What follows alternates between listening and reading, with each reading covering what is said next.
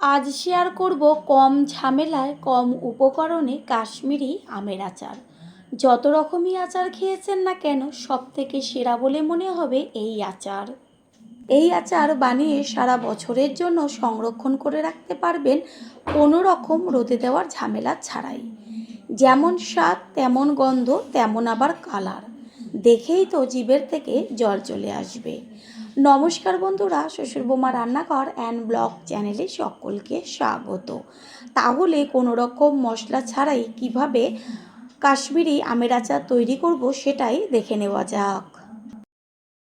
প্রথমেই এইখানে আমি আচার তৈরি করার জন্য নিয়েছি কাঁচা আম। আমগুলোকে জল দিয়ে ধুয়ে রেখেছি, যেহেতু আমের গায়ে কষ লাগাচ্ছিল। এবার আমটাকে কিভাবে কাটবো সেটাই শেয়ার করব। একটা আম নিয়ে তার মুখের সামনের যে অংশটা থাকে সেটাকে একটু ডিপভাবে কেটে বাদ দিয়ে দেব। তারপর সম্পূর্ণ আমের থেকে খোসাটাকে কেটে ফেলে দেব। আমের গায়ের থেকে খোসাটা সম্পূর্ণ ছাড়িয়ে নেওয়া হয়ে গেছে। এবার মাঝখান থেকে অর্ধেক করে কেটে নেব। তারপরে অর্ধেক যে আমের পিসটা সেটাকে 3 টুকরো করে নেব। আমের মধ্যে থাকা বীজটা সেটা এই যে যখন অর্ধেক করেছি তারপরে পিস করাতে বীজটা বেরিয়ে এসছে। এইভাবেই একটা আমকে 6 টুকরো করে নিয়েছে। এবার সব আমগুলোর গায়ের থেকে খোসা ছাড়িয়ে একইভাবে আমগুলোকে কেটে ফিরে আসছি। আমগুলো তো কেটে নিয়েছি, এই যে পিসগুলো রয়েছে সেটাকে জলে ধুয়ে নিয়েছি। তারপর জল থেকে তুলে একটা টিস্যু পেপারের ওপরে রেখে আমের থেকে সম্পূর্ণ জলগুলো মুছে নেব। হাতের কাছে টিস্যু পেপার না থাকলে যে পাতলা কাপড় হয় সেই কাপড়ের মধ্যে রেখে আমের পিসগুলোর থেকে জলগুলোকে ভালো করে মুছে নেবেন। এইখানে সমস্ত আমের থেকে গায়ের জলগুলো যে ছিল সেগুলো তো মোছা হয়ে গেছে। এবার গ্যাসের ওভেনে একটা কড়াই বসিয়ে কড়াইয়ের মধ্যে দেব বড় কাপের হাফ কাপ পরিমাণ জল। গ্যাসের ফ্লেমটা হাই করে দিয়ে জলের মধ্যে এবার দিয়ে দেব চিনি। আমি এইখানে 300 গ্রাম চিনি ব্যবহার করেছি। আর এই আচারের ক্ষেত্রে একটু চিনিটা বেশি দিতে হবে আমের পরিমাণ অনুযায়ী, আর আমটা কীরকম টক সেই অনুযায়ী চিনিটা ব্যবহার করতে হবে। এইখানে আমি 3টে মাঝারি সাইজের আম নিয়েছি, তাতে আমি 300 গ্রাম চিনি দিয়েছি। ভালোভাবে টকবক হয়ে শিরাটা ফুটছে। এই পর্যায়ে দিয়ে দিচ্ছি ওই যে আমের পিসগুলো রেখেছিলাম সেই সব পিসগুলোকে। চিনির শিরার মধ্যে আমের পিসগুলো দেওয়ার পরে ভালো করে মিশিয়ে নিয়ে একটা ঢাকনা চাপা দিয়ে দেব। প্রথমে একটু হাই ফ্লেমে দেব, তারপরে ঢাকনাটা চাপা দেওয়ার পরে মিডিয়াম ফ্লেম করে দিতে হবে, যেন আমের ভেতরে চিনির শিরাটা যায়। আর কিছুক্ষণ বাদে ফিরে এসে ঢাকনাটা সরিয়ে দিয়ে দেখিয়ে দিচ্ছি যে আমের পিসগুলো কত সুন্দর ফুলে ফুলে উঠছে, কালারটাও চেঞ্জ হয়ে যাচ্ছে। এই যে খুন্তির ওপরে একটা পিস তুলে দেখিয়ে দিচ্ছি, প্রত্যেকটা আমের পিসই সুন্দরভাবে ফুলে উঠেছে। এই পর্যায়ে এর মধ্যে আমি দিয়ে দেব ছোটো চামচের 1 চা চামচ পরিমাণ লবণ। তারপর দিয়ে দেব লম্বা লম্বা করে সরু করে কেটে নেওয়া বেশ কিছুটা পরিমাণ আদার টুকরো। একটু আদার টুকরোটা বেশি দেবেন, তাতে খেতে ভালো লাগবে। আর দিয়ে দিচ্ছি শুকনো লঙ্কা। লম্বা লম্বা করে শুকনো লঙ্কাগুলো আমি কেটে তার বীজগুলো সমেত এগুলো দিয়েছি, যেন বীজটাতে থাকাতে বেশ একটু হালকা ঝালঝাল হবে। আদার টুকরো আর শুকনো লঙ্কা দেওয়ার পরে দিয়ে দিচ্ছি হাফ চা চামচের থেকেও কম পরিমাণ কাশ্মীরি লঙ্কার গুঁড়ো। আর কাশ্মীরি লঙ্কার গুঁড়ো দেওয়াতে কালারটা সম্পূর্ণ চেঞ্জ হয়ে যাবে। কোনো রকম হলুদ বা অন্য কোনো রকম মশলা আমি এতে ব্যবহার করব না। গ্যাসের ফ্লেমটা হাই করে দিয়েছি, এবার একদম লো করে ঢাকনা চাপা দিয়ে দিতে হবে। সত্যি বলছি, আপনারা অনেক রকম আচার করেছেন, একবারের জন্য হলেও এই আচারটা তৈরি করবেন। খাওয়ার পরে বুঝতে পারবেন যে কতটা টেস্টি, তারপরে সে কমেন্ট করে জানিয়ে যাবেন যে কীরকম খেয়েছিলেন। আমি গ্যারান্টি দিয়ে বলতে পারি অন্যান্য আচারের থেকে এই আচারটার টেস্ট সম্পূর্ণ আলাদা। পুরনো বন্ধুদের সবসময় আমাদের পাশে এইভাবে ভালোবেসে থেকে এগিয়ে নিয়ে যাবার জন্য অনেক অনেক ভালোবাসা। এটা যত জাল হবে ততই চিনির যে শিরাটা সেটা ঘন হবে, আর আমের মধ্যে বেশ মিষ্টিটা যাবে। 7-8 মিনিট বাদে ফিরে এসে ঢাকনাটা সরিয়ে দিয়ে তারপর দেখিয়ে দিচ্ছি যে কতটা সুন্দর কালার এসছে। ওই যে লঙ্কার গুঁড়োটা দিয়েছি দেখতেই তো পেলেন, আর কোনো রকম আমি মশলা ব্যবহার করিনি। এই আচারটা দেখা মাত্রই জিভের থেকে জল চলে আসবে। প্রথমবার যারা আমাদের চ্যানেল ভিজিট করছেন তাদের আন্তরিক শুভেচ্ছা ও অনেক ভালোবাসা। আমাদের রেসিপিগুলো যদি ভালো লেগে থাকে সাবস্ক্রাইব করে দেওয়ার অনুরোধ রইল, ও পাশে থাকা বেল আইকনে ক্লিক করলে পরবর্তী ভিডিওগুলো সবার আগে আপনাদের কাছে পৌঁছে যাবে।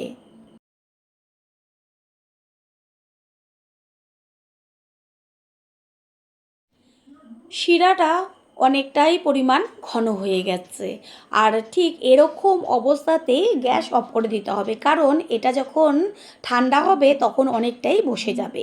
সারা বছর যদি চান যে সংরক্ষণ করে রাখবেন তাহলে অবশ্যই এই সময়ে 2 চা চামচ পরিমাণ ভিনিগার মিশিয়ে দেবেন। আমি এইখানে 2 চা চামচ পরিমাণ ভিনিগার মিশিয়ে দিয়েছি। তারপরে 1.5 থেকে 2 মিনিট মতো জাল দিয়ে নিলেই রেসিপি একদম তৈরি হয়ে যাবে। আর একটু ঝোলঝোল অবস্থায়ই বারবার বলছি নামাবেন। টেস্টি টেস্টি আমের আচার একদম তৈরি হয়ে গেছে। এই পর্যায়ে গ্যাস অফ করে দেব। একটু বাদে ফিরে এসে দেখিয়ে দিচ্ছি যে সম্পূর্ণ যে শিরাটা ছিল সেটা আমের ভেতরে টেনে গেছে, আর কত সুন্দর লোভনীয় হয়েছে দেখতে। একটা করে তুলে আমি দেখিয়ে দিচ্ছি যে পিসগুলো কত সুন্দর হয়েছে। এইভাবে আমি প্লেটে তুলে নেব।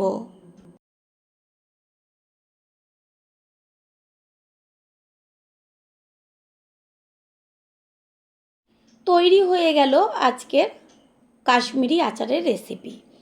আশা করি রেসিপিটি ভালো লাগলো, আর যদি ভালো লেগে থাকে একটা লাইক, কমেন্ট, পারলে একটা শেয়ার করে অবশ্যই জানাবেন। আপনাদের দেওয়া একটা লাইক ও লাইকের পাশে থাকা হাইপ আর একটা শেয়ার আমাদের কাছে অনেক অনেক গুরুত্বপূর্ণ। All friend, thanks for watching my video. আপনারা সকলে ভালো থাকবেন, সুস্থ থাকবেন। আবারও দেখা হবে অন্য কোনো রেসিপির এপিসোডে। অনেক রকম তো আমের আচার খেয়েছেন, তবে বাজারে কাঁচা আম থাকতে থাকতে ঠিক এই রকমভাবে আমের মোরব্বা একটু বেশি করেই তৈরি করে ফেলুন। একবার খেলে মনে হবে অন্য কোনো রকম আচার না খেয়ে এই আচারটাই সারা বছর ধরে খেয়ে যাই। নমস্কার বন্ধুরা, শ্বশুর বৌমা রান্নাঘর অ্যান্ড ব্লগ চ্যানেলে সকলকে স্বাগত। তাহলে কি করে তৈরি করব আমের মোরব্বা সেটাই দেখে নেওয়া যাক। মোরব্বা তৈরি করার জন্য এইখানে নিয়েছি কাঁচা আম। এবার আমগুলোকে কেটে নেব, আর সেই কিভাবে কাটবো সেটাই শেয়ার করব। আমগুলোর গায়ে যেহেতু কষ লাগানো ছিল সেই কারণে আমগুলোকে ভালো করে জল দিয়ে প্রথমে ধুয়ে নিয়েছি। এবার একটা আম নিয়ে তারপরে মুখের দিকের যে অংশটা সেটাকে কেটে বাদ দিয়ে দিয়েছি। তারপর গায়ের থেকে ভালোভাবে খোসাটাকে ছাড়িয়ে নেব।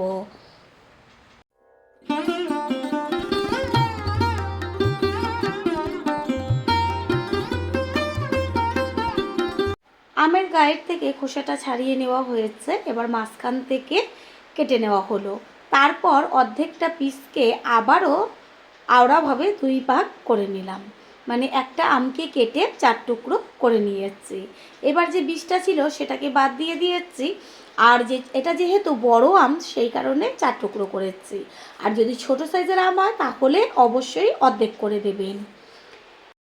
সব আমগুলো কেটে নিয়েছি, আর জলের মধ্যে যে ভিজিয়ে রেখেছিলাম সেই জলটাকে পাল্টে আবারও অন্য জল দিয়ে রেখেছি। এবার জল থেকে আমগুলোকে সব তুলে নেব।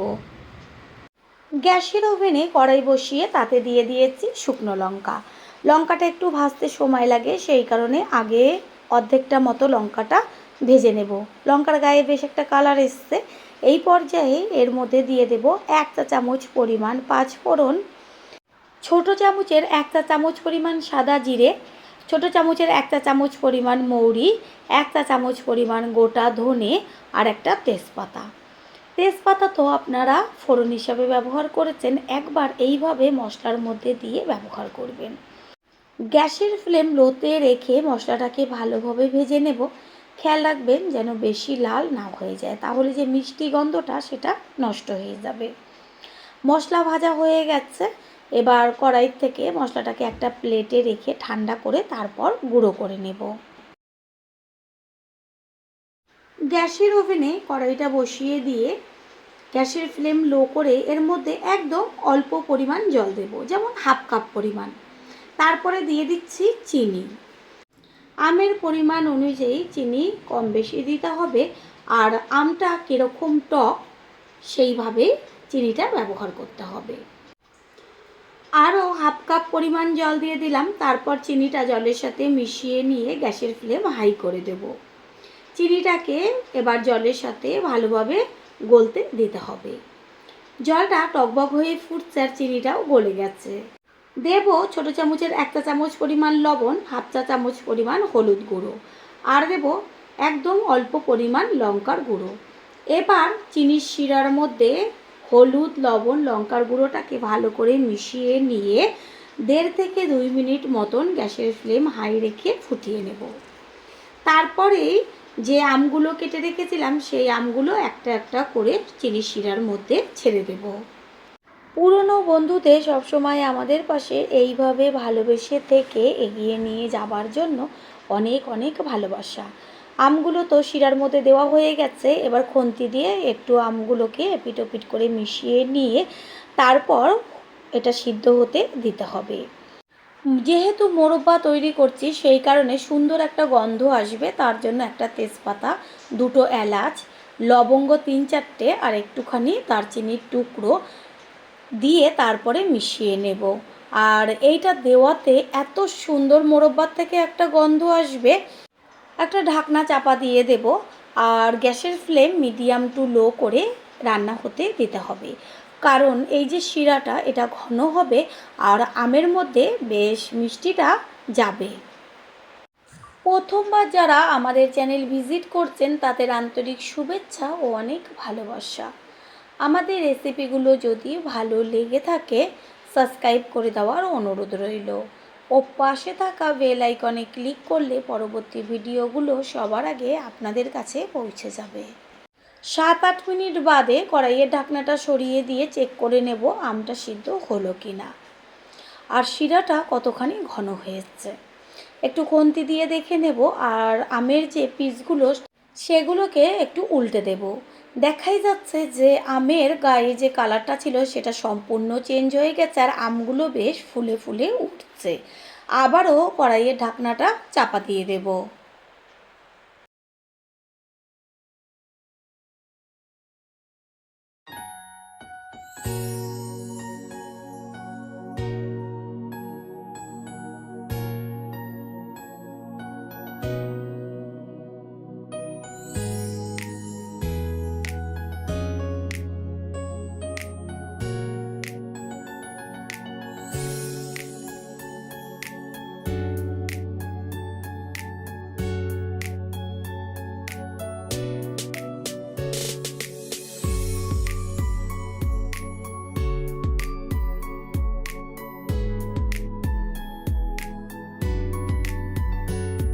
প্রত্যেকটা আমের পিস সুন্দরভাবে সিদ্ধ হয়ে গেছে আর ভেতরেও মিষ্টিটা গেছে।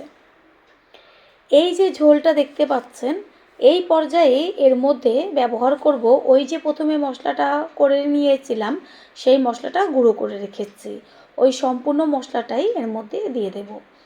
আচারের মধ্যে যদি একটু মশলা বেশি দেওয়া হয় তাহলে ভীষণ টেস্টি হয়। মশলার সাথে মিশিয়ে নেব ভালোভাবে শিরাটা দিয়ে।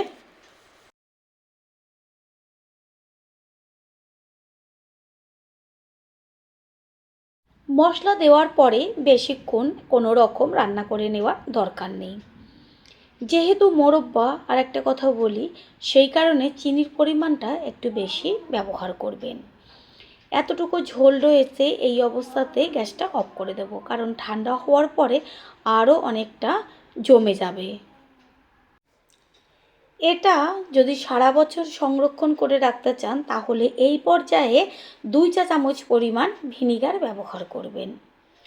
আমার যেহেতু ঘরে সকলে আচার খেতে ভালোবাসে সেই কারণে এটা 2 দিনের মধ্যেই শেষ হয়ে যাবে, তাই আর কোনো রকম ভিনিগার ব্যবহার করিনি।